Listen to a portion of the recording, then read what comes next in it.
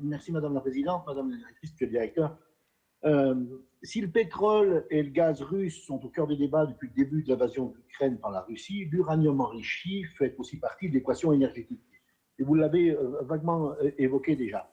En contrôlant près de 35% de l'offre mondiale d'uranium enrichi et en possédant l'une des seules usines de conversion pour l'uranium de retraitement, la Russie possède malheureusement un avantage stratégique et géopolitique important. Le cours de l'uranium a flambé de plus de 30% depuis le début du conflit. Alors que la dépendance de notre pays pour la fourniture en uranium n'est que très peu abordée dans les débats sur notre mix énergétique, il est essentiel d'avoir ces informations en tête pour réellement repenser et retrouver notre souveraineté énergétique. Ainsi, Madame la Directrice, serait-il possible de nous faire un état des lieux actualisé des principaux pays qui fournissent de l'uranium pour faire fonctionner nos centrales nucléaires? Et même si la Russie ne semble pas être notre principal fournisseur, pensez-vous qu'à plus long terme, il soit possible de se passer de l'uranium enrichi russe?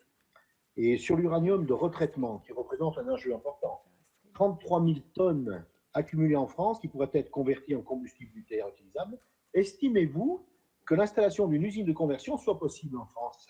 Je vous remercie. Merci Jean-Claude. Monsieur Gould.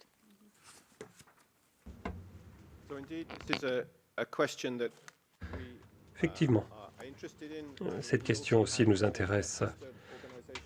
Nous avons dans la famille de l'OCDE une équipe qui s'occupe du nucléaire, l'agence bien sûr du nucléaire, et nous savons que la Russie est un fournisseur, un gros fournisseur d'uranium sur les marchés mondiaux. 6% de l'uranium des mines et une grande quantité de la fourniture d'uranium. Si je me souviens bien, l'Europe a des mécanismes institutionnels pour faire en sorte qu'il y ait un approvisionnement diversifié dans le domaine de l'uranium. Une fois de plus, et comme c'est le cas pour d'autres métaux et minerais, la question est de voir ce que les pays membres de l'Union européenne devraient faire pour avoir des sources diversifiées et fiables. Il est possible dans certains pays, à court terme, de réouvrir des usines de traitement ou des mines qui autrefois ont été fermées.